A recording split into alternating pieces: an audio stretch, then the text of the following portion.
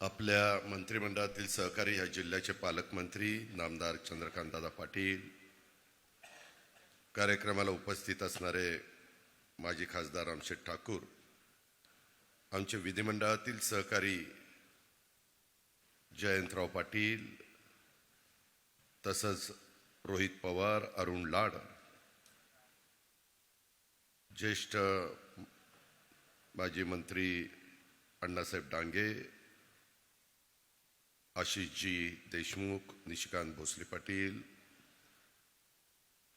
आमच्या मैयात्या प्रशांत, संगीता, एनार पाटील, अर्चना थोरात, प्राचार्य अशोक काकडे आणि संदीप गुरगे पुढच्या कार्यक्रमाला गेलेले आहेत.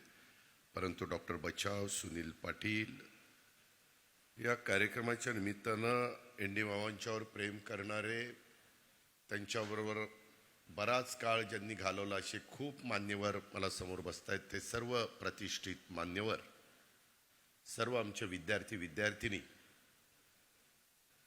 आपल्या संस्थेचे सर्व टीचिंग नॉट टीचिंग स्टाफ आणि पत्रकार मित्रांनो, बंधू भगिनींनो, आज एक वेगळा दिवस आहे. कालच देशाला आपण स्वातंत्र्य दिन देशाचा साजरा केला आणि आज आपले आर पाटील असतील, त्यांची 69वी जयंती आहे आणि आज दहीहंडीचा पण कार्यक्रम आहे. बरेच वेगवेगळ्या प्रकारचे दहीहंडीचे कार्यक्रम संपूर्ण राज्यामध्ये होत आहेत. मी सुरुवातीलाच आरला जयंती त्याला अभिवादन करतो. त्याचबरोबर दहीहंडीच्या आणि ह्या बाकीच्या सर्व सणाच्या शुभेच्छा पण देतो. आणि माझ्या आधी इतक्या मान्यवरांनी भाषणं केली, एवढं काही सांगितलेलं आहे की माझ्याकरता काही राहिलंच नाही. मी खरं सांगू का, मी बोलणारा माणूस नाही, मी कामाचा माणूस आहे. मी कामात त्याच्यामध्ये समाधान मानतो. पण एक गोष्ट खरी आहे आत्यांनी सांगितलेली, कारण मी जसं मला जन्माला आलो तसं मी मायात्यांना मायात्या म्हणत आलो. त्याच्यामुळे मी काही सरोज पाटील आणि माईसाहेब आणि माई वगैरे म्हणणार नाही. वास्तविक मी बघत होतो, तो रोहित माई करायचा, तो त्याची आजी आहे तरी माई करतोय. ठीक आहे, बघतो घरी गेल्यावर काय ते. त्याच्यामध्ये एकंदरीतच ह्या सगळ्या गोष्टी घडत असताना एंडी मामांना तर आम्ही एंडी मामाच म्हणायचो. परंतु ह्या महात्मा फुले शिक्षण संस्थेच्या प्राध्यापक डॉक्टर एन डी पाटील विधी महाविद्यालय आणि श्रीमती सरोज नारायण पाटील माई मानसशास्त्र संशोधन केंद्र आणि प्राध्यापक डॉक्टर एन डी पाटील बहुउद्देशीय सभागृह ह्याच्या उद्घाटनाच्या करता, भूमिपूजनाच्या करता संगीता आणि प्रशांत ज्यावेळेस माझ्याकडे आले, मधून आम्ही भेटत असतो. शेवटी आम्ही परिवारातले आहोत आणि त्याच्यामुळं सुखदुःखामध्ये आम्ही एकमेकाच्या मध्ये सर्वांना आधार देण्याचं काम करत असतो. मी संगीताला विचारलं, प्रशांतला विचारलं, काय काढलं, तेव्हा त्यांनी सांगितलं की अशा प्रकारचा कार्यक्रम आहे ना, आम्हाला तारीख पाहिजे. आणि मग ही तारीख जोडून दिली. कारण उद्याच, ज्याचा उल्लेख आपण सगळ्यांनी केला, अनेक माझ्या आधीच्या मान्यवरांनी केला, की कोल्हापूर सर्किट बेंच मुंबई हायकोर्टाच्या औपचारिक उद्घाटन ह्या देशाचे सुप्रीम कोर्टाचे चीफ जस्टिस गवाई साहेब हे करणार आहेत. आणि त्याला मुख्यमंत्री, आम्ही दोन्ही उपमुख्यमंत्री, आमचे चंद्रकांतदादा पाटील, तिकडचे मुश्रीफ साहेब, प्रकाश आंबेडकर, आम्ही सगळेच त्याला जाणार आहे. कारण तो आपल्या सगळ्यांच्या दृष्टीने एक महत्त्वाचा कार्यक्रम आहे. आणि गवाई साहेब तर आजच मुक्कामाला येतात असं मगाशी मला तिथं कलेक्टर आणि बाकीचे सगळेजण सांगत होते. आणि मग त्यालाच जोडून म्हणलं आज हा कार्यक्रम घ्यावा. आणि आपण एवढ्या मोठ्या संख्येने इथं उपस्थित राहिलात त्याबद्दल मी आपल्या सगळ्यांचं सुरुवातीलाच मनापासून स्वागत देखील करतो. ज्येष्ठ विचारवंत, निर्भय, लढवय्ये आणि शिक्षणप्रेमी म्हणून आपण डॉक्टर एन डी पाटील सरांच्या विचाराचं, कार्याचं सर्वप्रथम कृतज्ञतापूर्वक मी स्मरण करतो आणि या निमित्तानं त्यांना देखील विनम्र अशा प्रकारचं अभिवादन करतो. दिवंगत एनडी मामांनी आयुष्यभर, म्हणजे आम्ही तर इतकं लहानपणापासून आमच्या मुंबईला जायला आम्हाला सुरुवातीच्या काळामध्ये एकच घर होतं, ते म्हणजे पूर्व विले पार्ले. आणि त्या पूर्व विले पार्लेमध्ये आमच्या वडिलांनी आम्हाला पत्ता तोंडपाठ करून सांगितलेला होता, तोंडपाठ करायला लावलेला होता. हनुमान निवास, हनुमान रोड, आणि ते ह्यांचं निवास इंदुलकरांचं, इंदुलकर निवास, हनुमान रोड, पूर्व विले पार्ले, मुंबई झूच्या जवळ. अशा पद्धतीनं आम्ही दर उन्हाळ्यामध्ये तिथं सुट्टीला जायचो. सुहास असायचा, प्रशांत असायचा. चंद्रकांतदादा पाटील, तुम्ही सांगितलं मी गिरणी कामगारांचा मुलगा, आम्ही एवढ्या घरात राहायचो. आम्ही देखील तिथं माझ्या माहितीप्रमाणे 2च खोल्या होत्या, 2. आम्ही प्रशांत कित्येकदा गॅलरीमध्ये झोपायचो, विचारा त्याला. म्हणजे आम्ही पण फार काही वर्ण पडलेलो नाहीये, नाही सांगतोय की आम्ही पण काही तोंडात काय सोन्याचा चमचा घेऊन जन्माला आलेलो नाहीये. आता नंतर रोहितच्या वेळेस परिस्थिती बदलली, ती गोष्ट मी घेते, खोलात जात नाही. पण आम्ही पण अतिशय, प्रशांत ते वरच्या मजल्यावर जायला तर पायऱ्याही नसायच्या, ते सांगाडं होतं त्याच्यावर आम्ही पाय ठेवून जायचो. जाऊ दे, आता तो विषय काढत नाही. परंतु सांगायचं तात्पर्य की एनडी मामांनी आयुष्यभर शेतकरी, कामगार, वंचित, दुर्बल घटकांच्या हक्कासाठी लढा दिला आणि त्यांनी कायमच दीनदुबळ्यांचा कैवार घेतला. म्हणजे 78 ते 80च्या काळामध्ये पुलोदचे मुख्यमंत्री ज्यावेळेस पवारसाहेब झाले, त्यावेळेस 2 जागा कॅबिनेट मंत्रिपदाच्या शेतकरी कामगार पक्षाला आणि 1 राज्यमंत्रीपदाची दिलेली होती. गणपतराव देशमुख एक कृषी मंत्री होते, आमचे एनडी मामा सहकार मंत्री होते, सेवा सदनला राहत होते, काळ कमी होता, आणि 1 राज्यमंत्री होते आमच्या मराठवाड्याचे देशमुख साहेब. असे 3 जण त्या मंत्रिमंडळामध्ये होते. परंतु फार साधी त्यांची राहणी आणि सतत लोकांचे प्रश्न. त्यांनी कधी सुहास काय करतोय, प्रशांत काय करतोय, कधी त्या ठिकाणी लक्ष दिलं नाही. हे सगळं आमचं मयत त्यांनी बघितलं. मयत त्यांनी ते ज्या शाळेत होते ते शाळेची पण जबाबदारी घेतलेली, मुलांची पण जबाबदारी घेतलेली. सगळं काही हा गाडा चालवण्याचं काम हे आमच्या आत्यांनी केलं. आणि तो सगळा गेल्या अनेक वर्षाचा काळ ह्या सगळ्या मान्यवरांची भाषणं चालू असताना माझ्या डोळ्यासमोरनं येऊन गेला. मी बघितलंय समाजामध्ये 2 प्रकारची माणसं असतात. काही जणांच्याकडे सत्ता असते, मोठी पदं असतात आणि त्या भागाचं नेतृत्व ते करत असतात, त्यामुळं त्यांना समाजामध्ये मान असतो. ही गोष्ट नाकारू शकत नाही. का मान असतो? तर त्यांच्याकडे सत्ता असते, सत्तेतनं आपल्याला काहीतरी काम मिळेल, आपली कामं होतील, हा एक स्वार्थ देखील असतो लोकांचा, आणि त्याच्यामुळं त्यांना मान मिळत असतो. पण दुसऱ्या प्रकारचं व्यक्तिमत्व असं असतं, आणि जे एनडी मामांचं आम्ही बघितलंय ते पद किंवा सत्तेच्या आधारावर नाहीये, तर स्वतःचं कर्तृत्व, गुण, त्याग आणि नैतिकतेच्या जोरावर लोकांच्या मनावर अधिराज्य ते गाजवतात. कारण अशा व्यक्तींचा समाजातला एक वेगळाच दरारा असतो आणि त्यांच्याविषयी एक आदरयुक्त भीती देखील असते.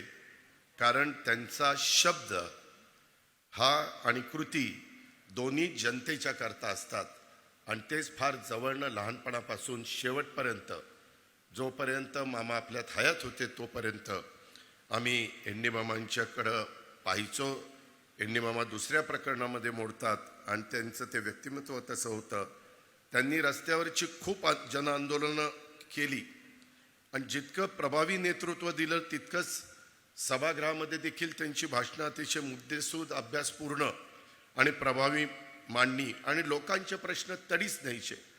म्हणजे मामा जर बोलायला लागले तर समोर सगळा पिन ड्रॉप सायलेन्स असायचा. सभागृह सगळं अतिशय शांततेने ते सगळे विचार ऐकायचे. त्यावेळेस काही असे मोबाईल, व्हिडिओ किंवा वेगवेगळ्या प्रकारच्या गोष्टी त्या बाबतीमध्ये नसायच्या. सोशल मीडिया वगैरे काहीच तसले प्रकार नव्हते, आणि त्याच्यामुळं ह्या सगळ्या गोष्टी त्यावेळेस चालायच्या. केशवराव धोंडगे, एन डी पाटील साहेब, दत्ता पाटील साहेब असे कितीतरी मान्यवरांची नावं तिथं घेता येतील. आणि त्यामुळं एन.डी. मामांच्या बद्दल त्यांच्याविषयी आपल्या मनामध्ये कायम एक आदरयुक्त दरारा राहिलेला आपण बघितला. आदरणीय पवारसाहेब हे चेअरमन आपले अध्यक्ष होते रयत शिक्षण संस्थे, आजही आहेत. आणि ते त्यावेळेस चेअरमन असायचे. त्यावेळेस पतंगराव कदम ते मिटिंगला असायचे, आम्ही सगळे मिटिंगला असायचो. आणि त्यावेळेस जे काही चालायचं नेहमी रयत शिक्षण संस्थेचं हित कशात आहे, आपल्या मुलांचं मुलींचं सर्वसामान्य जनतेच्या मुलांचं हित कशात आहे हे ते त्या ठिकाणी बघायचे. माझ्या आयुष्यामध्ये देखील एन.डी. मामांचं एक वेगळं स्थान आहे. राजकारण करत असताना सामाजिक भान कधी विसरायचं नसतं याची शिकवण एन.डी. मामांच्याकडनं आम्हाला मिळालेली आहे. त्यामुळे प्रत्येक गोष्टीत सामाजिक भान जपण्याचा प्रामाणिकपणे प्रयत्न आम्ही लोक करत असतो. आत्ता पण बोलत असताना आत्यांनी इतकं माझ्याबद्दल सांगितलं, अजितकर कोण जाणार, कोण सांगणार, आणि मग कोण जायला तयार नाही. त्या सगळ्या विद्यार्थ्यांना वाटेल यायला ही कसला माणूस आहे, ह्याला कोणी जायलाही घाबरत आहे. अरे शाण्यांनो, मला जर घाबरत असते तर 8 वेळेला बारामतीतनं लाखाच्या मताने निवडून नसतो आलो. ज्या अर्थी 8 वेळेला लोक मला निवडून देतात आणि त्यावेळेस तर 91ला देशात पहिल्या क्रमांकाच्या मताने काँग्रेस पक्षामध्ये मी खासदारकीला निवडून आलो होतो. मी सुरुवातीला सांगितलं मी कामाचा माणूस आहे, मी फटकळ आहे. कुठली गोष्ट मला नाही आवडली तर मी तिथल्या तिथं त्या गोष्टी बोलून दाखवतो. परंतु त्याच्यात माझा स्वार्थ नसतो. त्याच्यामध्ये जनतेनी म्हणजे माझं स्वतःचं सांगणं इथं आता आमचे हायर अँड टेक्निकल एज्युकेशनचे मिनिस्टर पण आहेत. दादा, आपल्याला कुठल्याही परिस्थितीत सिव्हिक सेन्स हा एक विषयच ठेवला पाहिजे. आज काही तुम्ही बघा, नागरिक भान, नागरिकांचं जबाबदारीची जाणीव हे बऱ्याचदा नसते. आणि मग त्याच्यामुळं इतका वेगवेगळ्या प्रकारच्या गोष्टी आपल्याला सगळ्यांना पाहायला मिळतात.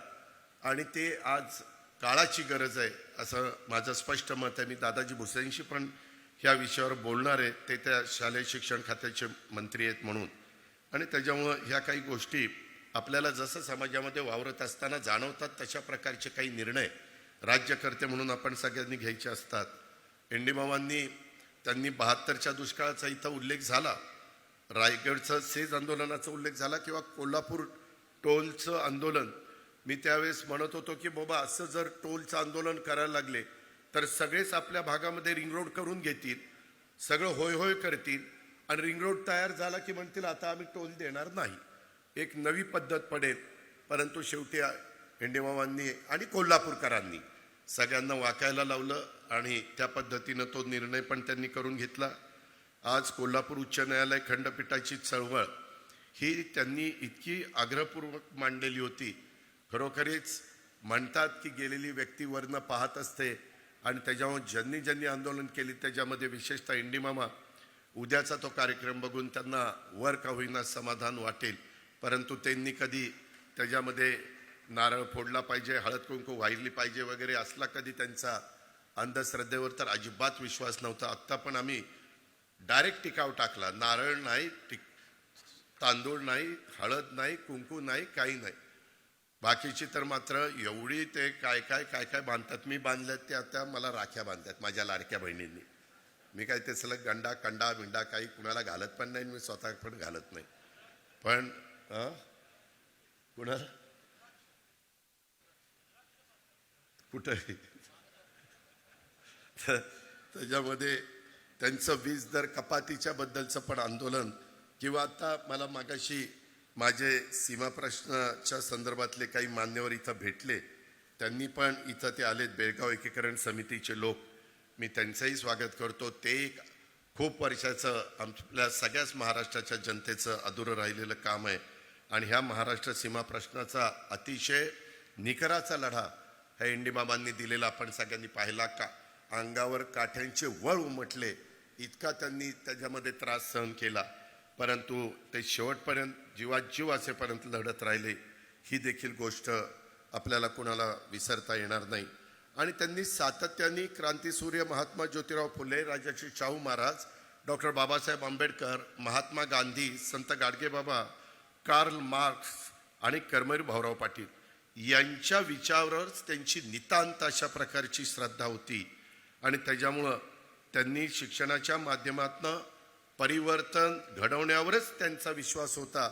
वाळवा शिराळा परिसरामध्ये गरीब मुलांच्या करता उच्च शिक्षण मिळावं म्हणून महात्मा फुले शिक्षण संस्थेची त्यांनी उभारणी केली आणि ह्या संस्थेच्या मार्फतच आता आपण इस्लामपूर म्हणतो, परंतु लवकरच त्याचं ईश्वरपूर होणार आहे आणि काही लोक उरून इस्लामपूर म्हणायचे, तर आता उरून ईश्वरपूर अशा पद्धतीनं आम्ही त्याचं नाव द्यायचं ठरवलेलं आहे. मुख्यमंत्र्यांनी पण तशा प्रकारचे आदेश हे दिलेले आहेत.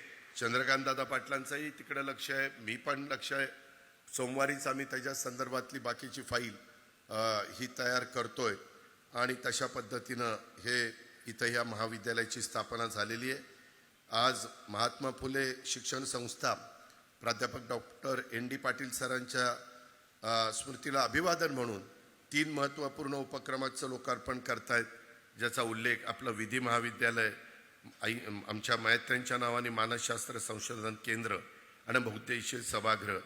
आणि या तिन्ही उपक्रमाचा तुम्ही बारकाईने विचार केला तर शिक्षण, सामाजिक जागृती, न्यायव्यवस्था, कला संस्कृती आणि मानसिक आरोग्य या सर्व क्षेत्रामध्ये सांगली जिल्ह्याला आणि आजूबाजूच्या माझ्या परिसराला ह्याचा अतिशय चांगल्या प्रकारचा लाभ होणार आहे.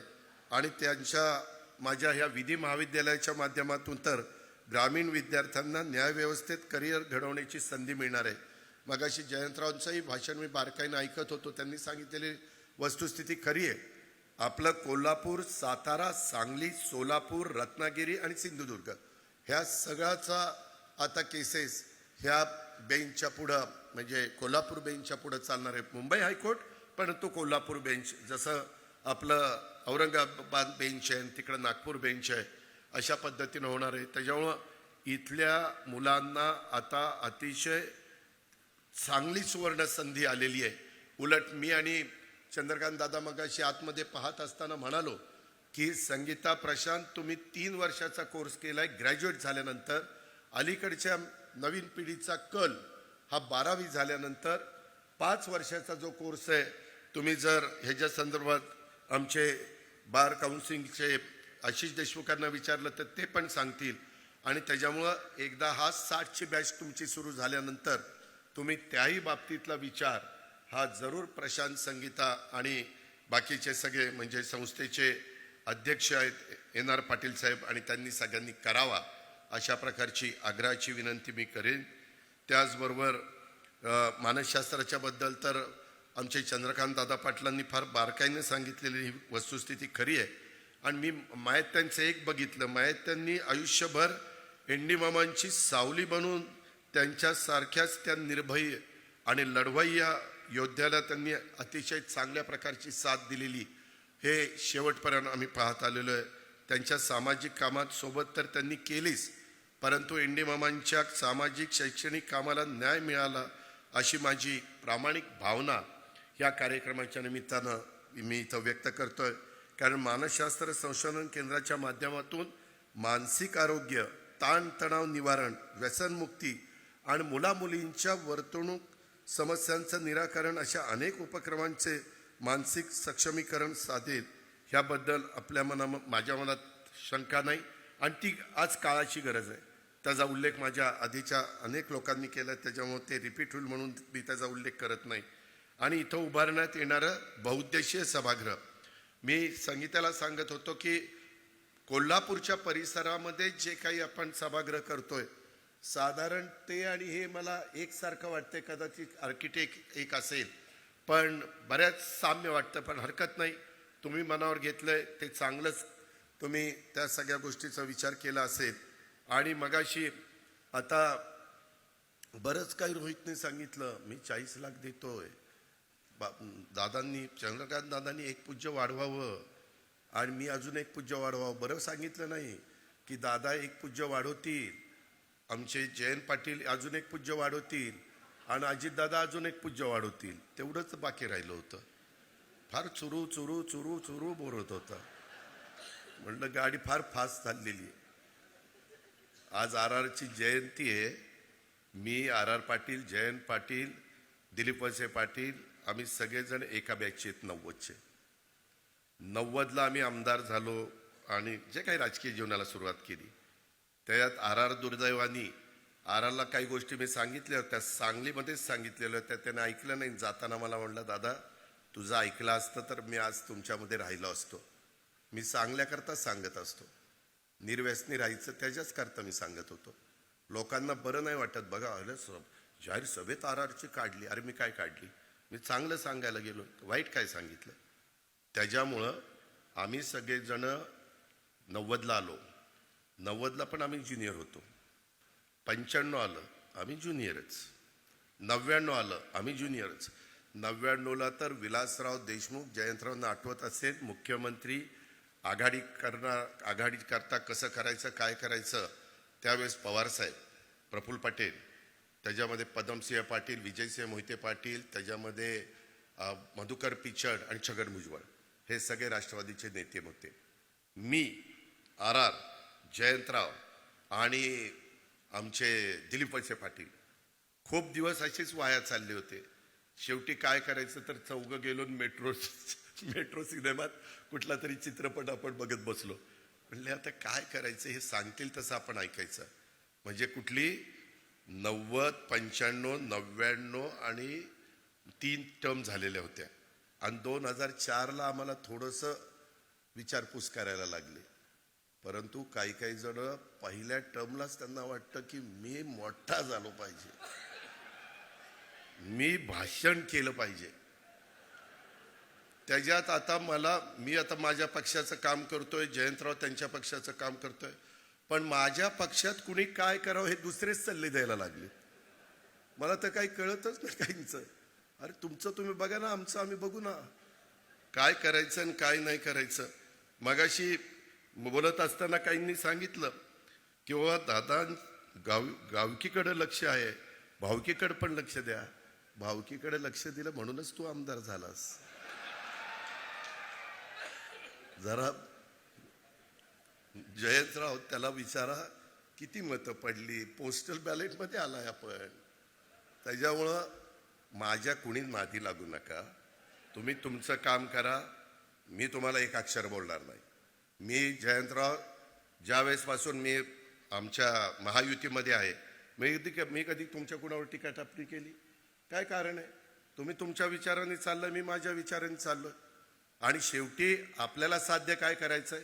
महाराष्ट्राचा सर्वांगीण विकास, शिवशाहू फुले आंबेडकरांची विचारधारा, ह्याच्यामध्ये आम्ही कुठं कॉम्प्रोमाइज करतच नाही.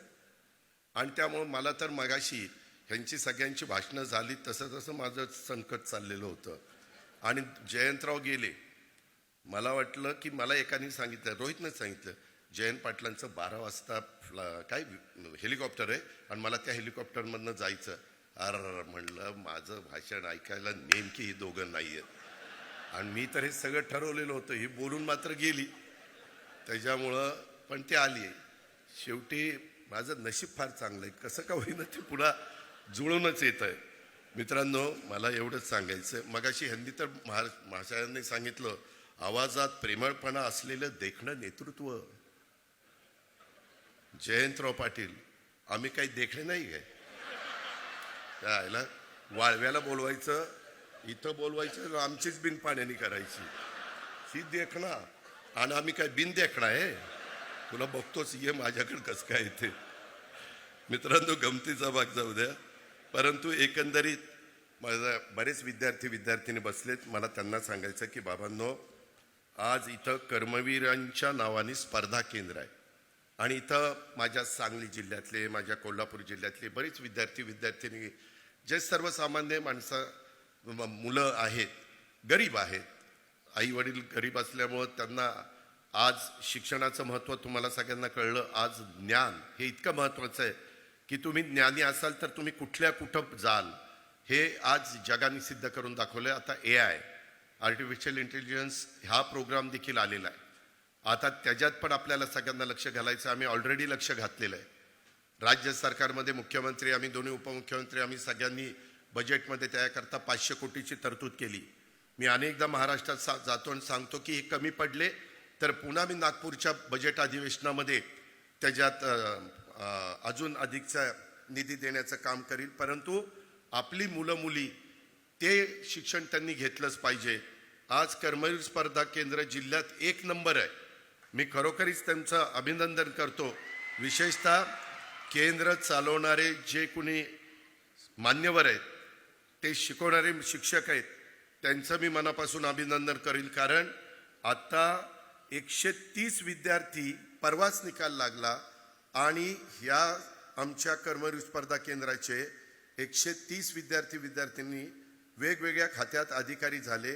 सकाळी पहाटे 5ला हे उघडतं. तुमचं आमचं नक्की जमन. मी पण पहाटे 5ला उठतो आणि कामाला सुरुवात करतो. त्याच्यावर 5ला हे स्पर्धा केंद्र उघडतं आणि रात्री 11ला बंद होतं. फी फक्त 20,000 रुपये ठेवलेली आहे वर्षाला. उत्तम ग्रंथालय तुमचं, उत्तम अभ्यासिका आहे. आणि ह्या सगळ्या गोष्टी पाहिल्यानंतर आम्हाला चंद्रकांत दादांना, आम्हाला सगळ्यांनाच ह्या गोष्टीचं समाधान आहे. आणि त्याच्यामुळं जे कोणी अधिकारी आणि सगळे, आणि एक मुलांनो लक्षात घ्या, हे आता तुम्ही ओरडताय ना हो करून काय काय काढतात ते आवाज, परंतु त्याच्यात मुलींचा आवाज नाही, फक्त पोरांचा आवाज आहे. सध्या काय व्हायला लागलंय, आत्ता पण स्पर्धा परीक्षेत आमच्या मुलीच मुलांच्या पेक्षा जास्त पुढे आल्यात. का तर मग बघ, ह्या टाळ्या माझ्या मुलींच्या आहेत आणि मुलं ओरडा, नुसतं ओरडा शहाण्यांनो, ह्या जातील पुढं आणि मग मुली ठरवतील मला कसला मुलगा पाहिजे. आणि मग तुमची इतकी वाईट हाल होईल की ते तुम्हाला नाकारतील. ह्या मला चालत नाही, हा तर अजिबात चालत नाही. त्याच्यामुळं ओरडाओरडी करायचं बंद करा. जरा त्यांच्यासारखं अभ्यासात लक्ष द्या. ओरडायला बरेच नंतर पुढचे दिवस आहेत, एवढी गोष्ट लक्षात ठेवा. मित्रांनो, ह्याच्यामध्ये अधिक मी बोलत नाही, परंतु आजचे जे काही उपक्रम बघितले हे केवळ लोकार्पण किंवा इमारतीचे नाही, किंवा सामाजिक कल्याणाच्या नव्या पर्वाची ही सुरुवात आहे. संघर्ष आणि विचारांचा वारसा पुढे नेण्याबरोबरच प्रेरणेच्या कृतज्ञते आणि नव्या वाटचालीचा संकल्प आहे. मला एक गोष्ट सांगायची, मगाशी चंद्रकांत दादा पाटील पण संगीताला विचारत होते की किती खर्च येणार आहे. संगीताने सांगितलं 10 कोटी. त्याच्यात रोहितने डिक्लेअर केलं 40 लाख रुपये, की लगेच आमच्या दादांनी हिशोब केला, म्हणजे 9,60 द्यावे लागतील. परत म्हणले नाही, अजून जयंतराव काय बोलतायत ते बघू. नाही, रामशेठ त्यांचं 1 कोटी. रामशेठने पहिले पण 1 कोटी दिलेलेच आहे. म्हणजे त्यांनी, म्हणजे असला कर्णाचा अवतार तर मी दुसरा कुठंच बघितलेला नाहीये. म्हणजे खरंच दिलदारपणा. पैसे तर सगळेच कमवतात, वर तर 1 रुपया कोणी घेऊन जात नाही. अरे पण द्यायची दानत असावी लागते, ती दानत ह्या माणसामध्ये. म्हणून मी त्यांचं महाराष्ट्रातल्या तमाम 13 कोटी जनतेच्या वतीनं अभिनंदन करतो.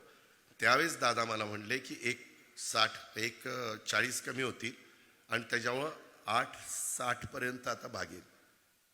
तर संगीता नाही, मला 10च पाहिजे, मला 10च पाहिजे. मी आपलं ऐकत होतो त्या दोघांचं काय चाललं होतं. आता असं ठरलंय माझं दादांचं, दादा 31 मार्चपर्यंत तुम्हाला जो DPCचा निधी आलाय त्याच्यातनं 5 कोटी रुपये द्या. त्याच्यामध्ये तुम्हाला ती विशेष बाब करावी लागेल. ती कोणतरी विशेष बाब करण्याचा अधिकार हा नियोजन खात्याला आहे. नियोजन खात्याचा मंत्री कोणतरी अजित पवार आहे वाटतं. तर त्याच्याकडे पाठवून द्या. त्याला मी सांगतो विशेष बाब म्हणून सही कर, आणि मग तो माझा ऐकेल, तो सही करेल. आणि मग ते 5 कोटी संगीता आणि प्रशांत 31 मार्चपर्यंत खर्च करा. काम दोरी ओळंब्यात करा. काम दर्जेदार झालं पाहिजे. उद्घाटनाला आम्हीच येणार आहे. त्याच्यामुळं त्या ठिकाणी तुम्ही बोलवा किंवा न बोलवा, मीच फित कापायला येणार आहे. त्याच्यामुळं त्यावेळेस मी बारकाईनं बघीन. आणि 1 एप्रिलला नवीन ज्यावेळेस वर्ष सुरू होतं त्यावेळेस दादा आम्ही पूर्ण राज्यातल्या 36 जिल्ह्यांना जो काही निधी देतो DPCचा, तो तुमचा अधिकार असतो.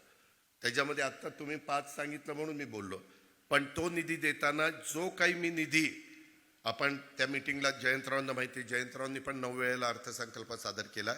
तो निधी देत असताना जी रक्कम येईल त्याच्यात अधिक 5 कोटी मी वेगळे ह्या कामाला देईन. त्याच्यामुळं यांच्या 2 वर्षात व्यवस्थित संगीता, प्रशांत तुम्ही काम करून टाका. आणि ते 140 जे आहेत त्याच्यात अजून ते बाकीचं काही तुम्हाला त्याच्यामध्ये करायचं असेल त्या पद्धतीनं करा किंवा संस्थेला पैसे निधी लागतोच, त्याच्यामुळं ही जबाबदारी. नाहीतर मग जयंतरावांनी सांगितलेलंच आहे पुढं कसं करायचं, मग त्यांचा सल्ला घ्या की 1,60,00,000 काय करायचं. त्यांना म्हणजे बारकाईनं ते त्याचा सल्ला देतील. अशा पद्धतीनं ते काम आपण करूया, अशा प्रकारची माझी विनंती आहे. माझं दुसरं एक तुम्हाला सगळ्यांना सांगायचं होतं. काय झालं मधल्या काळामध्ये आपल्या इथं पत्री सरकारांचा उल्लेख झाला, क्रांतिसिंह नाना पाटलांचं. त्यांचं मौजे बहे तालुका वाळव्याला नियोजित स्मारक आम्ही डिक्लेअर केलंय. परंतु मी कलेक्टरला सांगतोय, प्रांताला सांगतोय, मामलेदारला सांगतोय, आत्ता जी जागा आहे तिथं पाणी येतंय, महापूर आल्यानंतर तिथं पाणी असतंय. आणि सरकारने मागच्या काळामध्ये एक निर्णय असा घेतलाय की एखाद्या मोठ्या व्यक्तीची 2 स्मारकं त्या ठिकाणी करायची. आणि सांगली जिल्ह्यात महाराष्ट्र शासनाच्या वतीनं क्रांतिसिंह नाना पाटील यांचं मूळ गाव येडेमचिंद्र, ह्याच्यामध्ये जयंतरावांना आठवत असेल किंवा त्यांनीच त्यावेळेस केलं असेल, 2008ला 75 गुंठ्यामध्ये तिथं वाळव्याला हे स्मारक झालंय. आणि नंतर कुंडल तालुका पलूसला मला वाटतं पतंगराव त्या जयंतरावांनीच ते दुसरं एक स्मारक केलं. तर आता मौजे बहे ते येडेमचिंद्र 9.5 किलोमीटर आहे, बहे ते कुंडल 19 किलोमीटर आहे. आणि राज्य सरकारचा तर तसा आदेश आहे, त्याचा मला हे पण GR पण मिळालेला आहे. माझी अशी विनंती होती, मी डिक्लेअर केलं त्याच्यापासून बाजूला जाणार नाही. आम्ही महायुती सरकारमध्ये जे काही सांगतो ते करण्याकरता कसोशीनं सगळे प्रयत्न करत असतो. पण त्या संदर्भात आता आपल्या इथं वाघवाडी फाटा तालुका वाळवा जिल्हा सांगली इथं महाराष्ट्र शासनाच्याच वतीनं त्यावेळेस सदाशिवराव खोत मला वाटतं कृषी राज्यमंत्री होते, त्यांनी Krantisinh Nana Patil food technology college पेठ येथे होणार आहे, त्या ठिकाणी देखील आपण क्रांतिसिंह नाना पाटलांचं स्मारक त्या बाबतीमध्ये करू शकतो. आता इथं क्रांतिसिंह नाना पाटील जन्मभूमी स्मारक समितीचे बहेचे काही मान्यवर विनायकराव किंवा इतर मान्यवर सगळे आलेले आहेत. त्यांनी त्याच्याबद्दलचा नीटपणे विचार करावा, कारण तिथं जागा मिळत नाहीये. आणि जी जागा तुम्ही घ्या म्हणताय तिथं ऑलरेडी काहींनी अतिक्रमण केलेलं आहे, त्यांना काढायचं, पुन्हा नाराजी घ्यायची. ह्याबद्दल का मी आता एक सुचवलेलं आहे की वाघवाडी फाटा इथं आपण त्या बाबतीमध्ये करू. आमची दोन्ही पण तयारी आहे. ही गोष्ट मी ह्या कार्यक्रमाच्या निमित्तानं तमाम माझ्या सांगलीकरांना, वाळवाकरांना आणि इथल्या सर्व सहकारी मित्रांना सांगू इच्छितो. अधिक मी बोलून आपल्या सगळ्यांचा जास्त वेळ घेत नाही, परंतु एकंदरीत एक चांगल्या कार्यक्रमाच्या निमित्तानं संगीता, प्रशांत आणि त्या सगळ्या मान्यवरांनी इथं आम्हाला बोलवलं.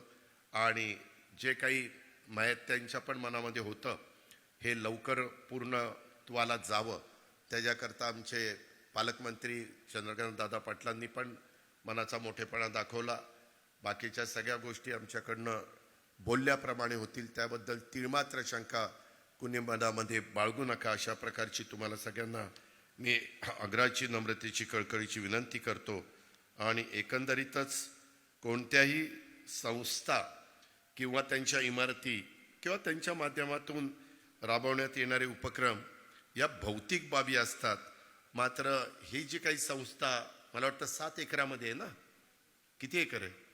7 एकर. ही सर्व संस्था मात्र चालवण्यामागं असणारी जी प्रेरणा असते, विचार असतो आणि तत्वेच खऱ्या अर्थाने जी तत्व असतात तीच खऱ्या अर्थानं अमर राहतात. डॉक्टर ND पाटील साहेब म्हणजेच ND मामा यांच्या कार्यातून आपण सगळेजण मिळून तीच प्रेरणा घेऊया आणि त्यांच्या समाजसेवेचा, शिक्षण सेवेचा जो काही वसा होता, जो काही वारसा होता, तो पुढं नेऊया. त्याकरता प्रशांत, संगीता, त्याचबरोबर आमचे NR पाटील साहेब, आपल्या त्यांचे तर मार्गदर्शन, आशीर्वाद मिळतच राहतील आपल्याला, परंतु हा वारसा पुढं आपण घेऊन जाऊया, अशा प्रकारचं आव्हान ह्या कार्यक्रमाच्या निमित्तानं मी आपल्या सर्वांना करतो.